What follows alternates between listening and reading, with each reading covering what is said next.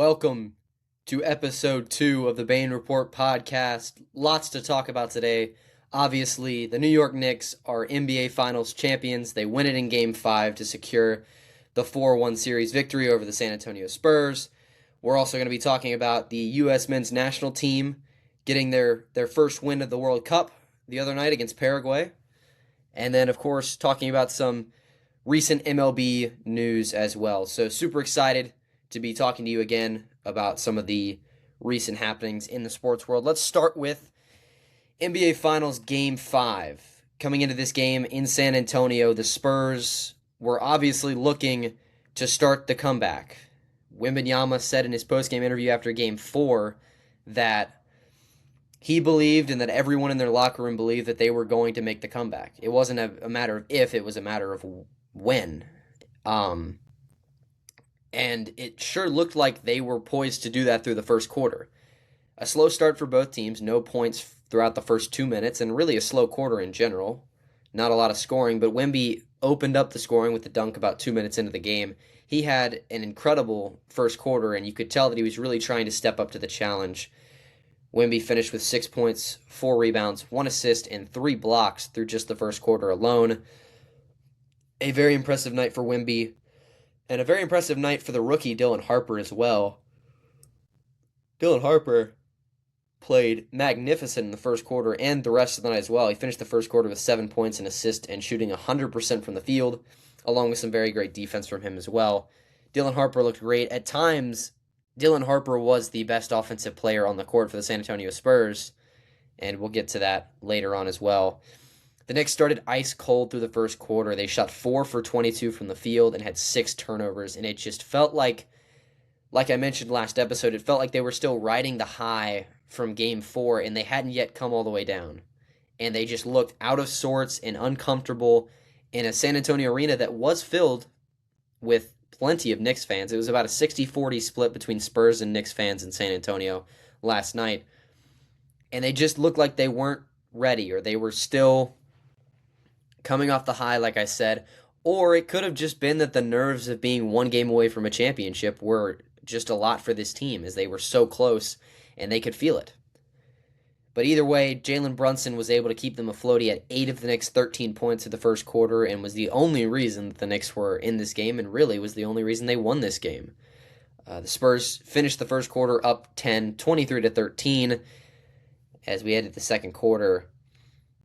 Early on in the second quarter, and you could see it in the first quarter as well, Wemby's defensive presence was very clear. If you were watching the game, he was dominating down low. You had players that felt like they had an open layup, and then Wemby is lurking somewhere in the paint. And even though I'm not sure if sometimes he could have made a play, like there was one play where Shamet had the ball in the paint, and it looked like he could totally make the layup, and Wemby on the other side of the paint, just his presence of being there forced Shamet to think about it a little bit, and he ended up pulling the ball out. And there was multiple times like that where the Knicks felt like they had something, they had an advantage on a fast break, or they had a good drive, and then they would see Wemby in the paint and they'd pull it out, or they'd pass it off. And it was causing the Knicks to take a lot of shots they didn't want to take. And it also caused the Knicks to go late in the shot clock a lot of times. I would say about 65% of the Knicks' possessions ended up getting to about 5 seconds left on the shot clock, if not less, on those possessions. It was really, really fun to watch the Spurs defensively tonight, especially in the first half. They were just incredible. They were flying around. They were making great adjustments. They were forcing the Knicks to take bad shots at the end of the shot clock. There was no easy shots for the Knicks through the first half, and the Spurs were just playing really well defensively. They didn't play as well offensively as you would have hoped, and that was why the Knicks were able to stay in it. But the Spurs did play much better than the Knicks did in the first half, and it still just felt like the Spurs were the better team. The Knicks, they did go on a run at one point. They go on a 10-2 run. They cut the lead all the way down to 3 points at one point in the second quarter, so all the way from down 16 at one point in the second quarter to down just 3. Karl-Anthony Towns got into foul trouble again tonight, and he was not much of a factor at all. I think he finished with 4 points maybe. He fouled out in the fourth quarter, which we'll get to later. But Karl Anthony Towns was not a factor at all tonight. He fouled out. He had 3 fouls halfway through the second quarter, which caused him to sit. And OG Anunoby was also in foul trouble. Not as bad as Cat, but he was also in foul trouble, which caused him to miss a lot of time tonight as well. The Knicks really had to rely on their bench, which is funny because the Knicks had 0 bench points the first half. They had no points off the bench. It was all the starting 5 contributing to the point total for the Knicks, which was hilarious. And it was also concerning considering, like I said, Towns had 3 fouls. OG at this point, I believe, also had 3 fouls. So you have 2 of the big 3 for New York, Brunson, Anunoby, and Towns, that were in foul trouble. And so it felt like this was going to be a Brunson carry game, a Brunson prove it game, you could say. And boy, did he prove it, but we'll get to that in a minute. You had the flagrant foul on De'Aaron Fox when he pushed Josh Hart in the back on the layup, which was, speaking of that, I mean, De'Aaron Fox did not play a good game at all. De'Aaron Fox was not good whatsoever, and it showed. Defensively, he was, I would say, average. Excuse me. Yeah, I would say De'Aaron Fox defensively was average tonight, or last night. But offensively, he was so bad. He could not hit a thing. I'll pull up his stat line here. But it was not a good game for De'Aaron Fox whatsoever. He couldn't shoot. His defense was subpar. And it really did end up costing the Spurs in the end. Fox finished with 7 points, 0 rebounds, 5 assists on, I believe that is 15% shooting from the field. Yeah, not good at all. He did not shoot well whatsoever, and it ended up costing the Spurs tonight. The first half ended on a Dylan Vassell buzzer beater, which was huge for the Spurs at that point. It was a 3-point game, all the momentum going in the Knicks' way, and then Vassell hits that buzzer beater right before the half. And you could feel a little bit of the momentum kind of shift back to San Antonio. They take a 5-point lead. Take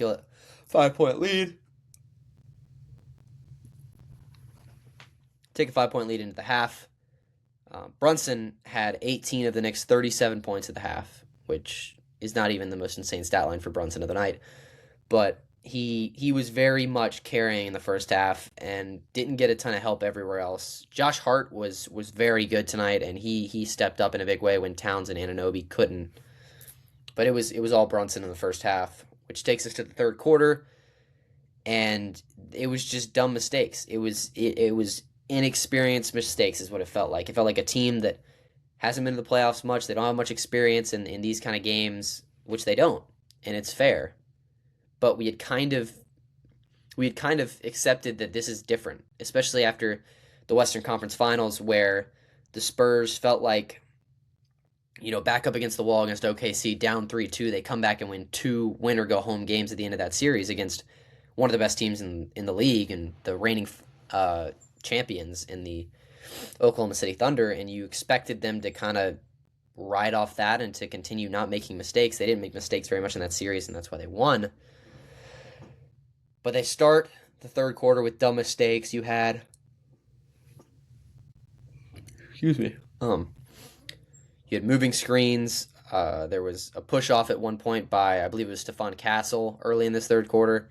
Just a lot of turnovers in the third quarter, and it was frustrating to watch because the Knicks were still not shooting well at this point, and the Spurs couldn't pull away because they were turning the ball over and they were making mistakes.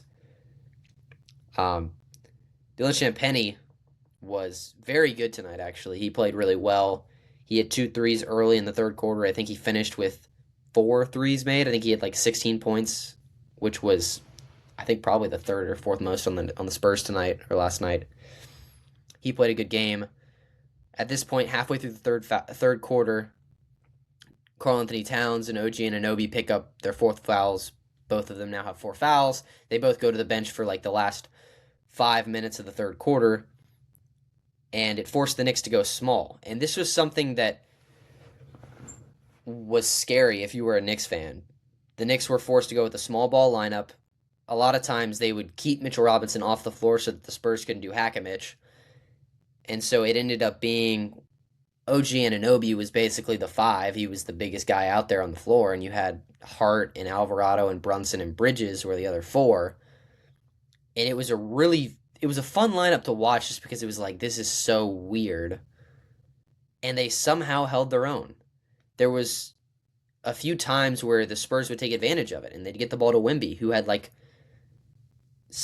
8 inches on OG Anunoby, who was the tallest Knick out there, and they would get it to Wembanyama, and he'd take advantage of the fact that he had a mismatch. And then the Spurs just wouldn't go back to it, and it just made you question Mitch Johnson's coaching. And I brought this up, I believe, last episode. At some point, we have to understand that the Knicks blowing these leads isn't just a player thing. Yes, they're inexperienced. Yes, they didn't play well at the end. But at some point, you have to put some accountability on the coaching as well. And Mitch Johnson, I believe, did not coach well in this series. There were many times where I believe he could have called a timeout to change the pace of the game or made adjustments offensively, like in Game 4 when the Spurs aren't shooting well in the second half from 3 and they continue to shoot threes. Call a timeout and talk to your guys and tell them, hey, let's work it inside and get a good shot. We have the lead. Let's play like it and protect it. And I feel like this is another opportunity for Mitch Johnson to call a timeout and say, look who they have on the floor. Nobody can guard Victor. Let's get him the ball inside and work through him, whether that's him scoring or if he forces a double team, he can kick it out to the open man. It felt like Mitch Johnson, the moment was too big for him. And I question his coaching ability in this series. Which led to another question that I had in the third quarter. Whenever Victor Wembanyama was not on the court tonight, the best player for the Spurs was Dylan Harper. Stephon Castle made one shot all night. He had the putback dunk in the fourth quarter, which was incredible, by the way. Absolutely electric slam. But the only other player other than Victor Wembanyama that I trusted to take a shot late in this game was Dylan Harper. Dylan Harper was possibly the best offensive player for the Spurs tonight if you don't want to count Wemby. And he looked comfortable. It was incredible. A rookie looking comfortable in a must-win NBA Finals game. And to be fair, he's looked this comfortable the entire series and the entire playoffs as well. And it makes you question, again, Mitch Johnson. At what point does Harper play over Fox more?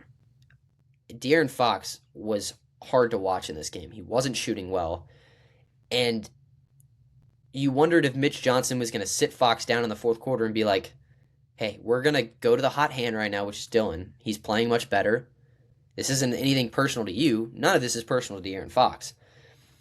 But giving the hot hand the ball in Dylan Harper, I think, is the right decision there. But they continued to play De'Aaron Fox and sit Harper in situations where it's like Dylan Harper should be on the floor. Anytime that Wemby wasn't on the floor and it was just Harper, Harper was the whole offense. The game plan and the offense ran through Harper for the Spurs. And it was just frustrating to watch as Mitch Johnson continued to play De'Aaron Fox over Dylan Harper down the stretch because Dylan Harper was playing so well. Excuse me. Excuse me. Late night. So going into the fourth quarter, Spurs leading 72-65. They got a 7-point lead going into the fourth, which I know isn't a lot, but again, this is another game where the Spurs are leading going into the fourth quarter at home. Must-win game. You got to close it out. And that leads us to the inevitable New York Knicks comeback in the fourth quarter, which we've seen so many times in this series. Started off hot from both sides. Both teams didn't really shoot well tonight, and then immediately to start the fourth quarter, Shamet and Vassell traded threes that were electric. Huge shots. Shamet, who actually got injured, I believe, in the second quarter at one point, he came down on his knee and he went back to the locker room. I didn't think he was going to come back in this game. He comes back in the fourth quarter and hits a huge three to cut the deficit to 2, I believe, at the time. Vassell hits the 3 to equalize it. But basically the Spurs kind of grew their lead. I believe the biggest lead they had in the fourth quarter was 9 points. I think they led by 9 points at one point in the fourth quarter, which was obviously, you don't want to say it's enough, especially when the Knicks came back from down 29, but up 9 at home in the fourth quarter of a must-win game, you feel like that's got to be enough, but unfortunately it wasn't. Jalen Brunson, you can't talk about the fourth quarter without talking about Jalen Brunson. Brunson finished tonight 45 3 and 3, which is insane to talk about. He's the first person to score 40 plus points in a finals game since Michael Jordan did it with the Bulls, and he was brilliant all series. He was the most impressive tonight out of all the games, in my opinion. In a game where Towns was in foul trouble, OG Anunoby, he played well, but he didn't shoot as well as he had all series long. Josh Hart was better tonight, but he's not a guy you look to score 20 points. A game where they needed a little extra to get over the hump because other players were struggling, and Brunson stepped up to the challenge and proved why he was the Finals MVP, and proved why he deserved that big contract with the Knicks all those years ago when he signed, and really just proved a lot of doubters wrong tonight, including myself. I mean, I love Brunson. I know he's a great player, but I didn't think that we were going to see this level of dominance from him throughout the entire series. So kudos to Brunson, an amazing series for him. 45 points. He was completely carrying the Knicks at this point. Cat picks up foul number 5 on the foul against Wemby at one point. I believe it was a hook he did. He hooked Wemby some point mid-fourth quarter, and originally it was called on Wembanyama. They went back to review it on the challenge, and they ended up calling it on Cat, which was foul number 5. So Cat goes to the bench now halfway through the fourth quarter. He's got 5 fouls. And the Knicks, despite not having Cat, they go back to like that small ball lineup that I talked about earlier. I think Mitchell Robinson did play during this time, but the Knicks go on a 10-0 run to tie it. They tie it up. It's tied up. Even without Cat, they tie it up. And again, it goes back to the Spurs weren't getting good shots. They would get the ball on offense, and De'Aaron Fox would have a pull-up midi, and he'd miss it. Or Wembanyama would pull up from 3, which I know he can make that shot, but get it down low. If there's no Cat down there, Mitchell Robinson's a good defender, I'll give him that, but he's not Cat. So get down low and take advantage of your size against a guy like Mitchell Robinson, who we'll talk about later. Mitchell Robinson, incredible at the end of the game. But it was frustrating to watch, just like Game 4, because the Spurs had this game in their hand. They were the better team almost the whole night. And they just, when the game mattered most, they stopped taking good shots. And they just looked disorganized on offense and on defense. Frustrating to watch, which led to the Brunson free throw to take the lead. So Brunson hits a pair of free throws, gives the Knicks their first lead since like 5 minutes into the game in the first quarter, which was insane. And that takes us to the final 2 minutes, which immediately to start the final 2 minutes, Cat fouls out. He comes back in. He immediately fouls out. He's out of the game with 2 minutes left. So no Cat. So it's going to be Mitchell Robinson the rest of the way for the Knicks. And for the Spurs, that's exactly what you want. You just have to hack a Mitch at this point. And on offense, get the ball to Wemby. Let him go to work. Play through your best player. And if Wemby's not going to do it, give it to Harper, who has been playing incredible all night. I think he finished with, I'm going to have to double check, but I think he finished with 20-something points, which was incredible for Harper. Yeah, he finished with 25, 5, and 4, which is absolutely insane for a rookie in the NBA Finals. He was the second best player on the Spurs last night, and yeah, it's just frustrating if you're Dylan Harper, I'm sure. I still don't know why Mitch Johnson decided to play Fox over Harper so much in this game and in this series, to be honest. Excuse me again. But yeah, so Karl-Anthony Towns fouls out, which leads to Dylan Harper tying it. He hits a mid-range pull-up, I believe is what it was. He ties the game back up. And then Brunson, almost immediately after, he answers the call. He goes down, gets a layup to give the Knicks the lead once again. And then I believe it was the very next possession, or it was a possession after that. Spurs have it on basically it was like a breakaway. Dylan Harper has the ball, and he drives into the lane, and he goes up for the layup left-handed, and he just leaves it short off the backboard, off the rim and short. And in that moment you're torn because it's like, oh, you got to make that shot. You've been so good the entire series. You've got to make that shot. But on the other hand, he shouldn't have to make that shot. Like, he's a rookie in the NBA Finals. He scored 25 points in this game, 25, 4 and 5, I think is what I said just a minute ago. Incredible game. This is the best game for him all series. He shouldn't be the one that's forced to make this shot. This should be Wemby's shot or Fox's shot or even Stephon Castle's shot, who, again, Stephon Castle making only one shot all night is unexcusable, but at least he was playing very good defensively and was at least getting decent shots on offense. Fox was taking bad shots and missing them, and then on defense he was just subpar. But Dylan Harper shouldn't be the one forced to make that shot, which is why I have a hard time blaming him at the end of this game for missing this layup, even though he totally should have made it. Like, he's made shots like that before. But he really should have made that shot, and it's hard to give him the rookie excuse. So Harper misses the free throw, or misses, not the free throw, the layup, and we get into a free throw off. So it's a foul off. Knicks are taking free throws, and the Spurs are going to take free throws, the Knicks are going to foul them, blah, blah, blah. We get to the point of, I think it was at this point, a 2-point lead for the Knicks. And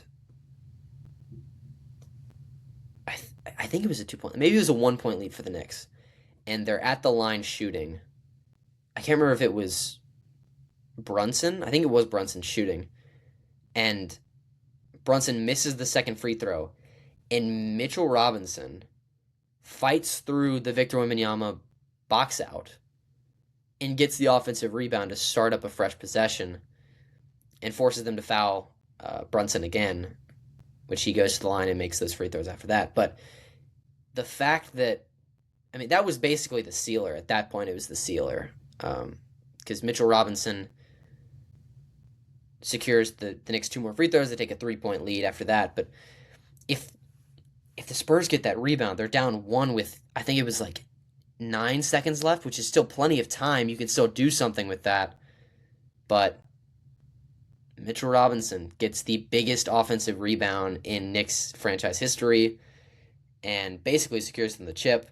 Brunson knocks down both free throws. Knicks are up 3, and Dylan Harper gets sent to the line.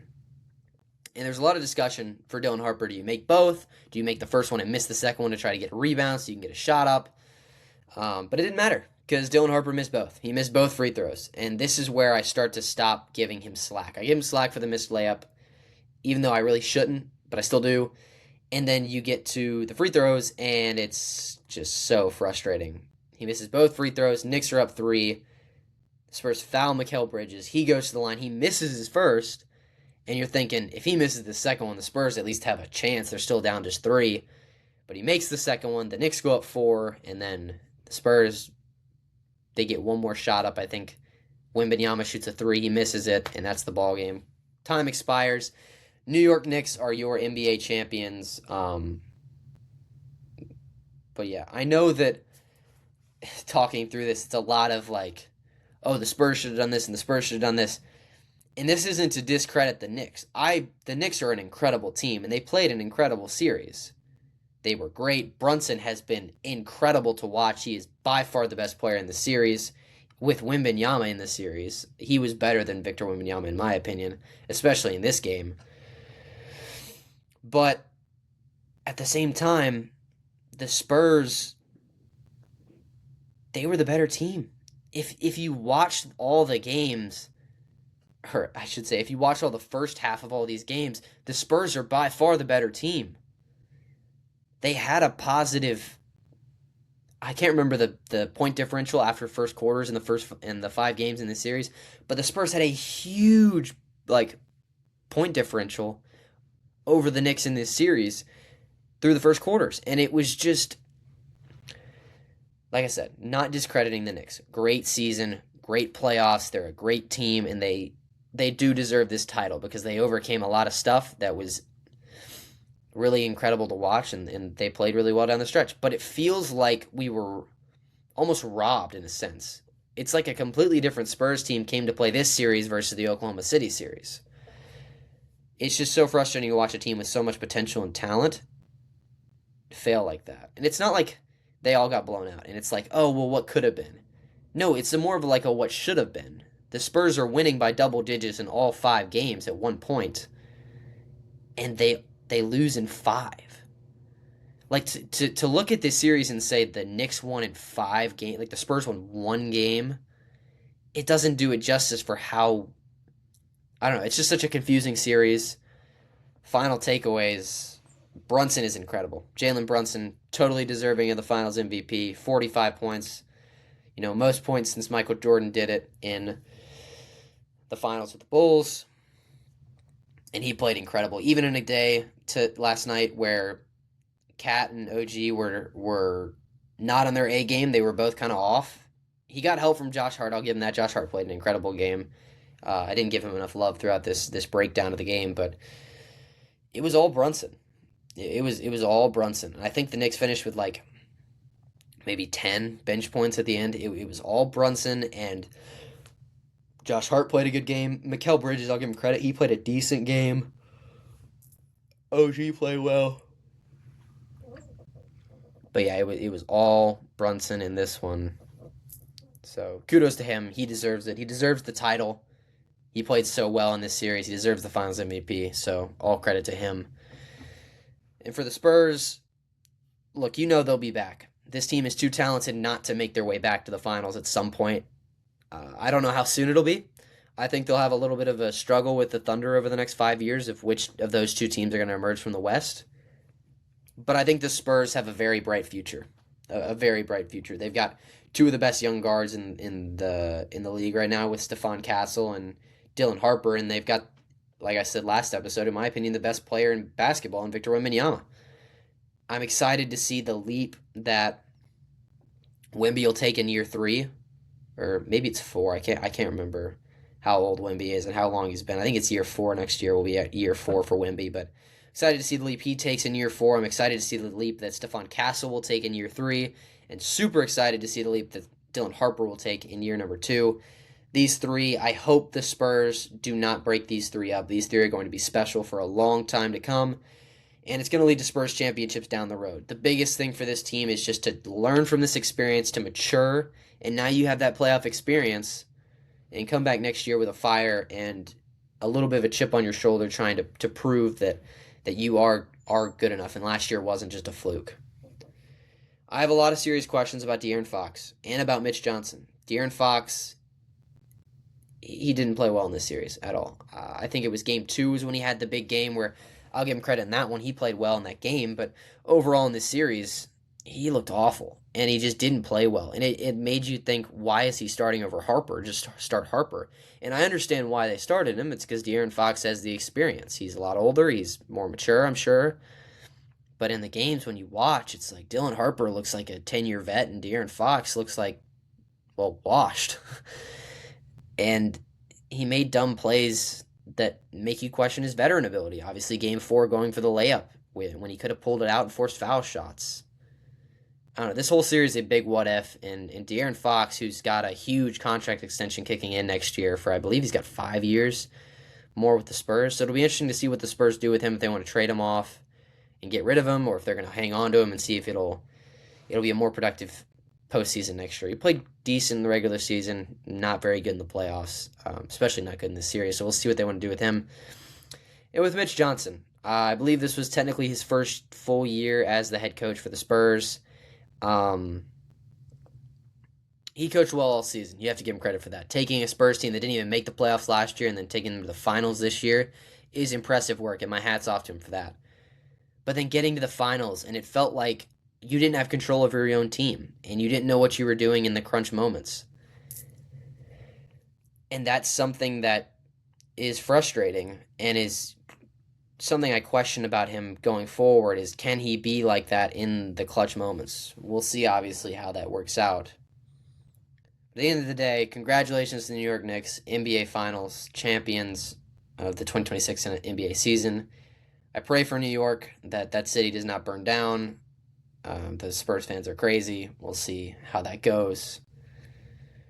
But yeah, the NBA season's over. The Knicks are your champions. We'll see NBA basketball back in October. That leads us into the U.S. men's national team in their first group stage game against Paraguay. Incredible. I got the pleasure to watch the entire game. I watched it with my dad on, I believe it was Friday night when it happened. 4-1 win over Paraguay. And I'll go ahead and preface this now. I'm not a soccer guy. I watch soccer if it's on, and I understand the sport for the most part, but I'm not a huge soccer guy. And I hadn't watched any of the U.S. men's national team's friendly matches or the qualifying games leading up to the World Cup.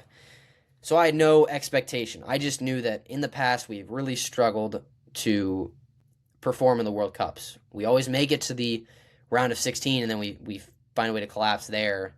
And we seem to just never be able to get over that hump, despite having a lot of great talent. But Friday night looked a lot different.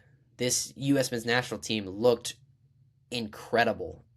Early in this game, obviously, you had, I think it was 8 minutes into the game, you had the own goal, which was set up by Pulisic. Pulisic with a incredible move in open space. I believe that was the move when he was double teamed. He got by the double team and then kind of just kicked it into traffic, and it ended up being an own goal. Like it was really funny. Me and my dad got a good laugh out of it, but Pulisic looked really good in this game. He had obviously kind of forced the own goal. He had the assist for Balogun's first goal in this game, and he really looked great. He was great attacking. He looked poised, and he just looked determined. He looked like he was ready for this year, and he wanted to prove the doubters wrong for Team USA. This entire team looked like that.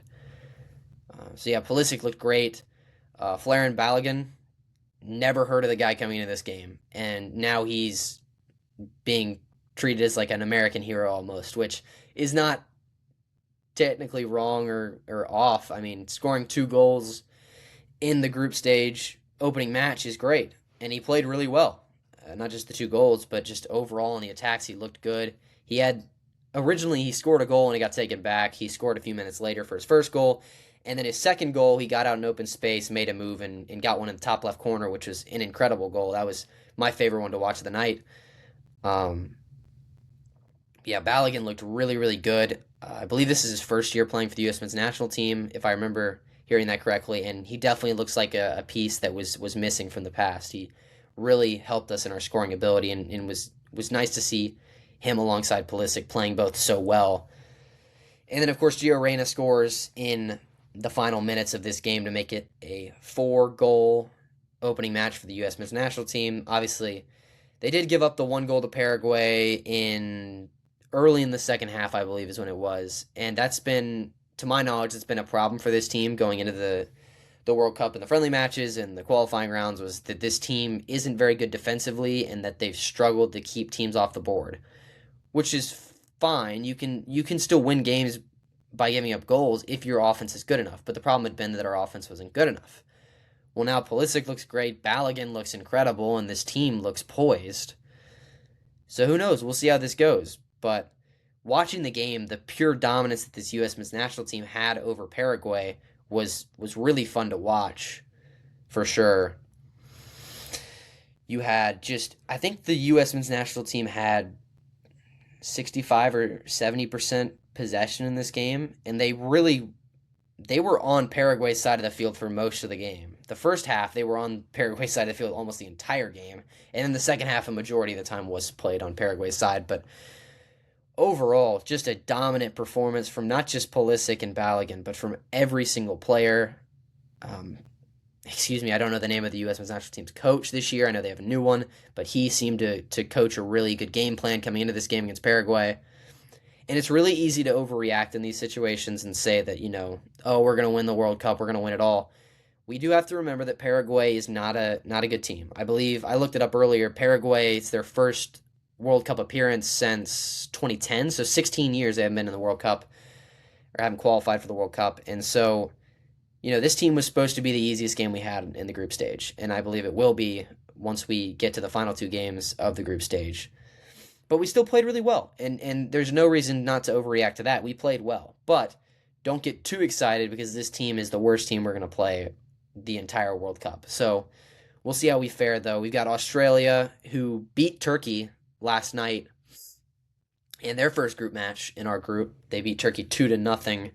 So we play Australia on the 19th, and then we play Turkey on the 25th for our final two group stage matches. And from my understanding, if we win one of those two games, we're in. We're qualified. If we tie one of the two and lose one, that could make things interesting. But I think the easiest way to go about this is if we beat Australia, we should basically lock up a spot in the round of 16, which would be great. It looks like it's totally possible to win this group, not only to advance to the round of 16, but to win the group would be great, and I think it is possible. But we'll see how we perform. Obviously, 16th versus Australia and the 25th versus Turkey. Super excited to watch those games. I'm hoping you guys will watch those as well and support the U.S. men's national team. If you're not supporting the U.S. men's national team, support another nation. The World Cup's a really, really fun thing, and it's exciting that it's here in America. And if you don't have a nation to root for, just pick one. It's fun. It's a really fun thing. Like I said, I'm not a soccer guy, but I found myself sitting down on the couch and enjoying games that U.S. isn't even playing in, just because it's fun to watch the passion that all these countries have for this, and it's a really great job and a really great way to bring the world together through soccer.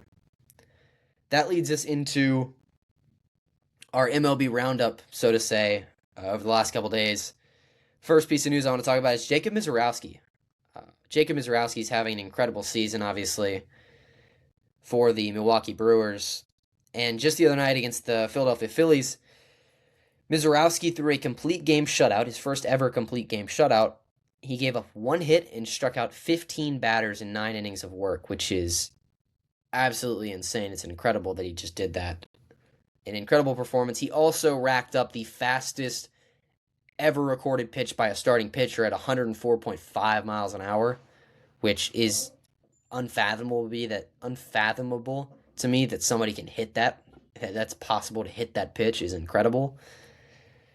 But yeah, watching Misiorowski, I haven't gotten to watch him much this year. Obviously, I'm not a Brewers fan, so I haven't been watching Brewers games. But the few times that I've watched Misiorowski pitch, he looks great, and he's performed really, really well. And it's starting to bring up a conversation. Obviously, Ohtani's having a historic season. I believe he has a sub 1 ERA at this point, and he's got a 900 OPS, which is something we've never seen before from anybody ever. And Ohtani is an incredible player. But at some point, you have to think, is Misiorowski gonna vie in for the MVP battle? Like, not just the Cy Young. Like, I think the Cy Young, Misiorowski can easily win that if he keeps this pace. But could he win the MVP? Like, if you're pitching this well, could you win the MVP over a guy like Ohtani? I think if he was in the American League, I think he'd be a shoo-in to win the MVP because the American League doesn't have many great players this year. But unfortunately, in the National League, you have to battle with guys like Ohtani, and that makes it a lot harder. But I think there is some real consideration that should be brought into with Misiorowski in his MVP case. He's played great, and it's fantastic to watch, and Brewers fans, very happy for you guys. Brings us to another pitcher who had a great game the other day, Yoshinobu Yamamoto, who just yesterday pitched 7 2/3 perfect innings. He was throwing a perfect game through 7 2/3 innings, and it was broken up by a Mookie Betts error at shortstop. And I love Mookie. Being a Red Sox fan, Mookie brought us not our first chip in a while. It was like 5 years difference, but Mookie brought us a chip back in 2018, and I've always loved Mookie. I hate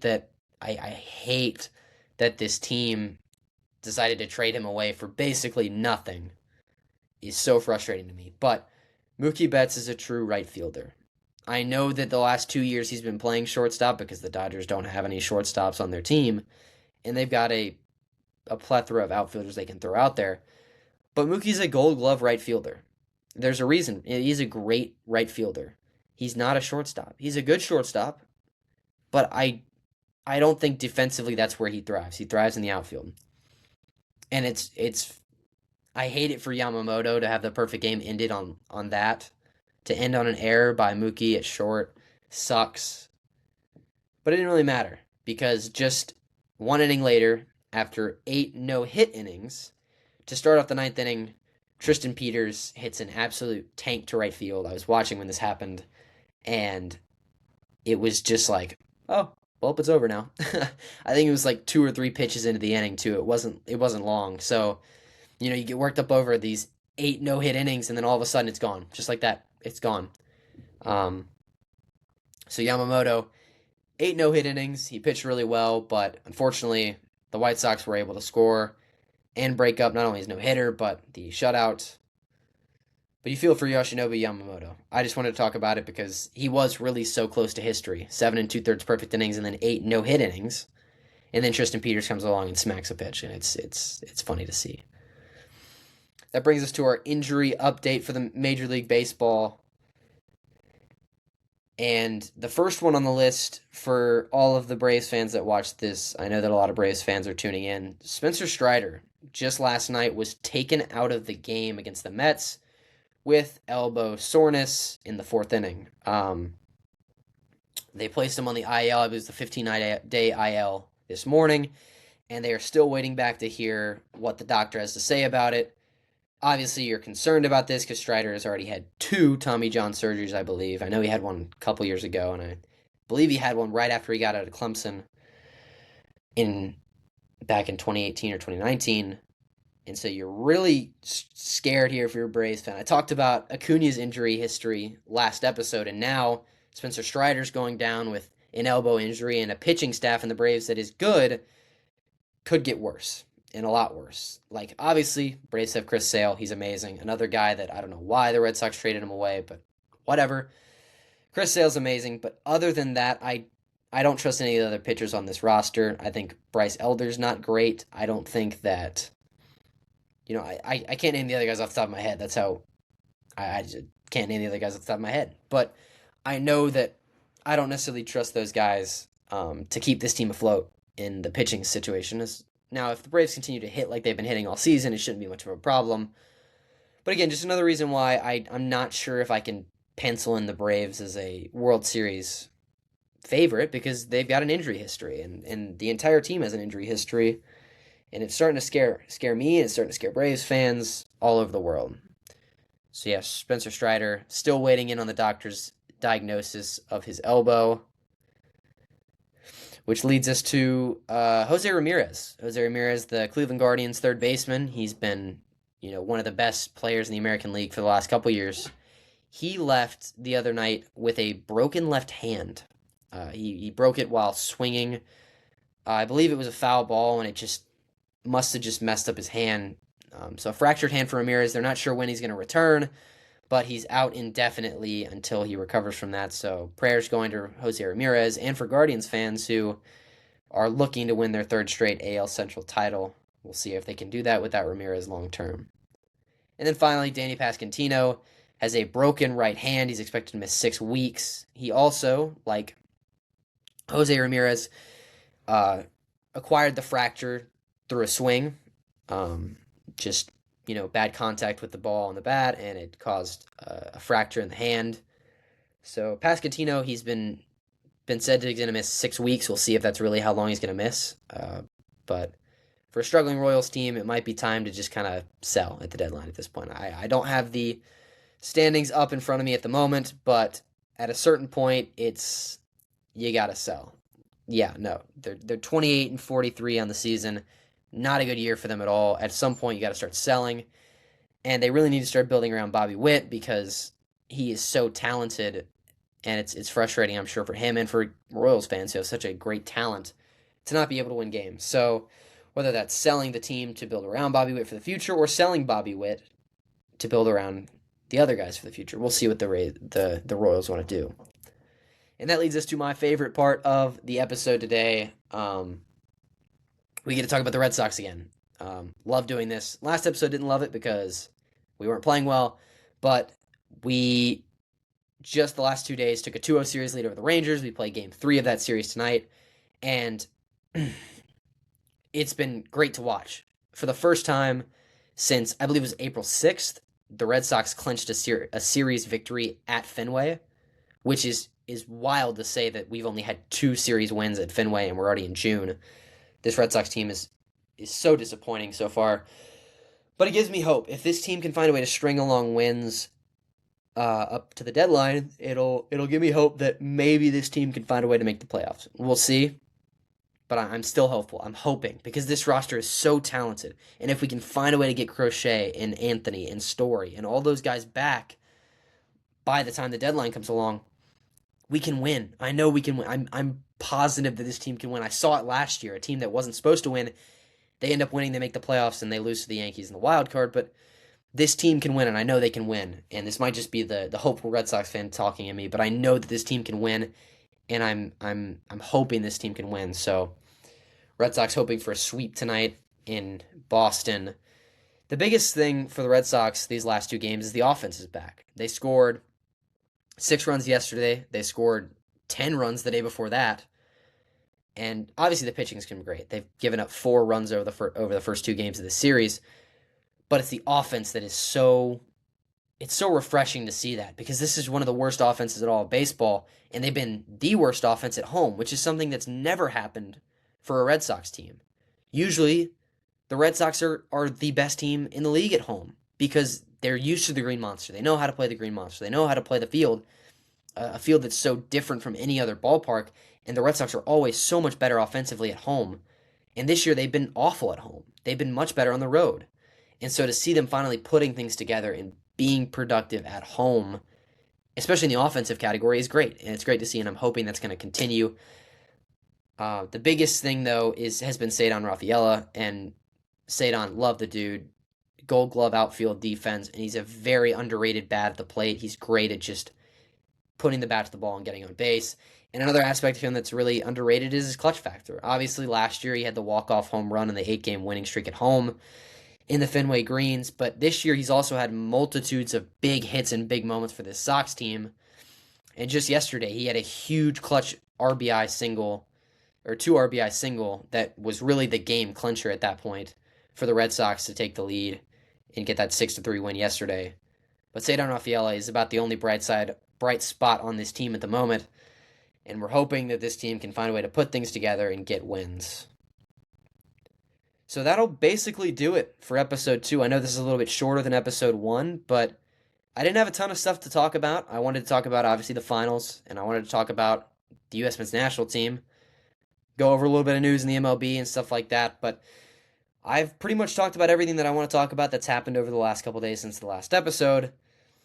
I'm sure I'll be making another episode after Game 2 of group play on Friday night against Australia. Hopefully, fingers crossed, the U.S. can string together another win and basically secure their spot in the round of 16. Probably going to put out another episode before that as well, maybe on Tuesday or Wednesday. We'll see what time that's going to be. So, for you that are still here and listening, if you have any suggestions for things that you want me to talk about, any ideas, any questions, anything like that, please feel free to leave comments below, whether you're listening on Spotify, watching on YouTube, or if you're watching any of the short-form content that comes from this. Please leave comments. I love to see the comments, and just let me know your input, your takes, stuff like that. I'm thinking about doing a Q&A at some point of, questions that you have for me or takes that you have that you want me to review and talk about. So I may start doing that as a weekly thing and have people send in their takes, and then I'll talk about it. So just please, I want this to be a community where you can feel comfortable to interact with me and come to me with questions, so that I can talk with you or talk about them here on this platform is great, and it's such a blessing to get to do this. I'm so thankful for all the support that I've gotten on the short form content and on the long-term podcast as well. It's been great to see all the support that I've gotten on Instagram, YouTube, Spotify. So grateful, and I'm so thankful for that. It really has been awesome to do this so far, and I'm excited to see what the future holds for us. So that'll be about it for this episode number 2 of the Bain Report. Thank you guys so much for watching. I can't begin to thank you enough. I pray that you guys would all have an amazing rest of your days, and I will see you next week.